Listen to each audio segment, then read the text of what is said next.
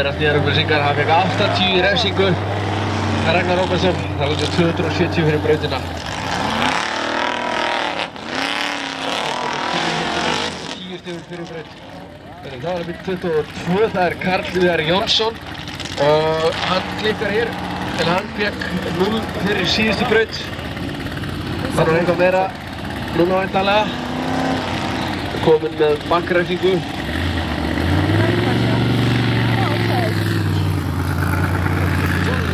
Hann má náttúrulega bakkast á annars á hliði svo hann er... hann er brotinn á framan og eða allavega eitthvað högt þarna fram og gerir lítið.